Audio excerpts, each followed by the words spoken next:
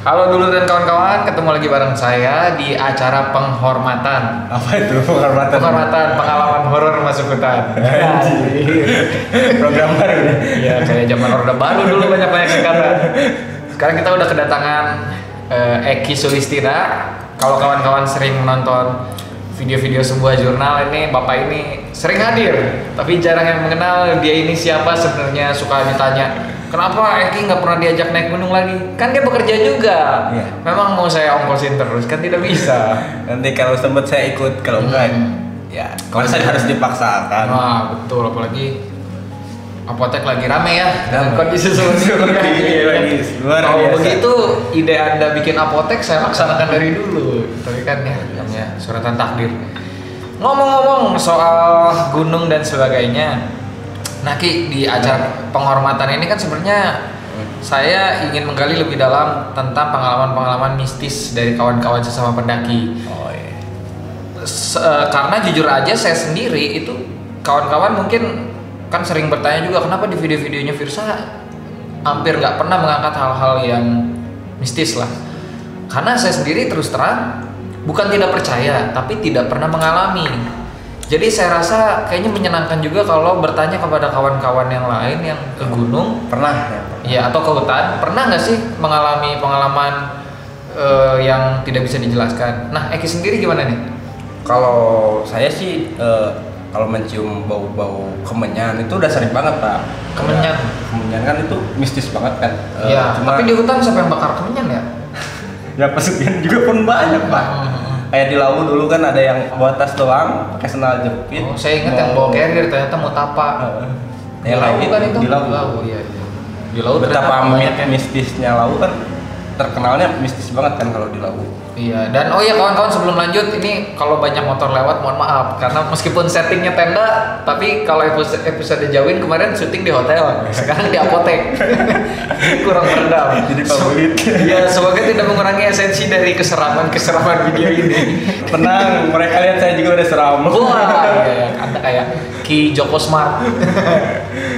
Kalau wangi-wangi menyan sama ada bunga-bunga yang misalkan ditaruh di batu tuh udah sering lihat gitu. Bunga itu di batu. Nah, saya nggak pernah sadar kenapa bukannya bunga emang banyak di gunung. Enggak, bunga-bunga yang gunanya buat pemakaman. Oh, Yang kayak gitu, Pak. itu biasanya buat apa sih fungsinya kayak gitu? Itu gak tahu sih, kayaknya kebudayaan setempat. Terus kalau ada yang pesugihan kan bisa juga. Biasa pesugihan tuh nyari-nyari uang gitu ya. Ya, biar cepat kaya. Nyari uang kok di gunung. Nyari uang dagang. Bapak emang gak nyari uang di gunung? Iya, saya nyari uang di gunung. Iya juga. Baru sadar saya benar. Terus apalagi nih Pak? Ya kalau kayak gitu sih Kayak gitu kan wajar lah. wajar dan memang banyak orang juga mencari ilmu bukan di sekolah, Bukan di sekolah tapi di gunung. Nah, saya sendiri kawan-kawan, saya akan mencoba merasionalkan pengalaman itu sendiri. Siapa tahu mungkin ternyata hanya halu, Terus atau itu hanya lelah. negatif thinking negatif, positif, garis dua. Terus gimana Pak? Apalagi pengalaman yang kira-kira bisa dibagi nggak? Coba cerita aja dari awal.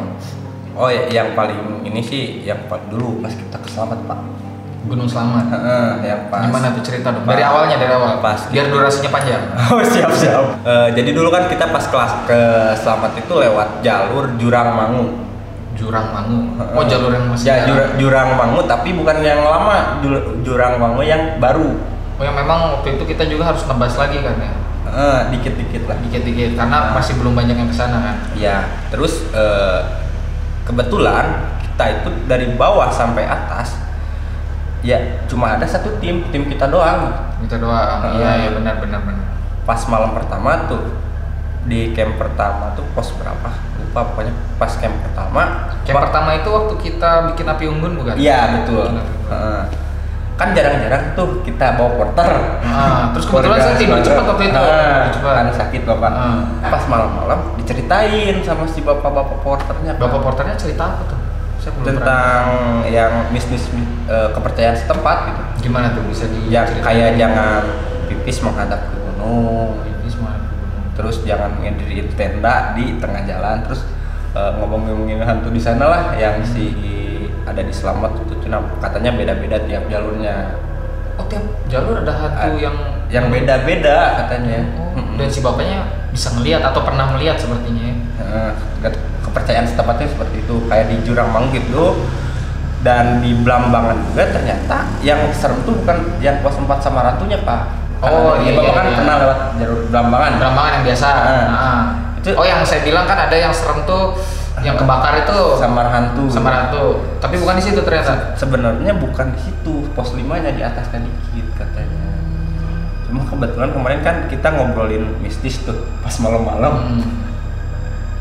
Salahnya kita ngedirin tenda di pas jalur Pak.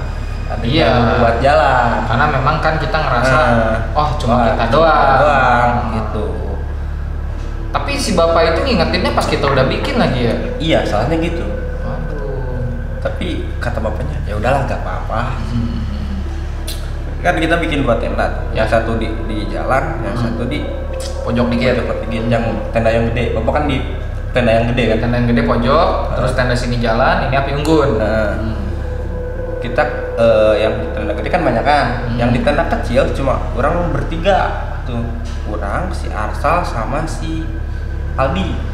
Aldi itu yang mana ya? Aldi teman Arsal yang video. Oh iya, ingat. Sama si Aldi. Nah, habis cerita gitu nih, rasanya mah agak yang lain udah pada tidur, saya gak bisa tidur. Arsal sama Aldi juga kebangun kayaknya. Saya ngedenger nih suara orang jalan bolak-balik. Pas dilihat keluar nggak ada. Kalau hewan kan pasti ketahuan lah. Ya langkahnya beda. Ini suara suara manusia. Pas dilihat keluar nggak ada. Nah, orang positif tinggi aja. Cuma salah denger aja. Sudah gitu, semua tidur, ada yang ngebrak-gebrak tenda, lihat bayangannya nggak ada pas balik gitu.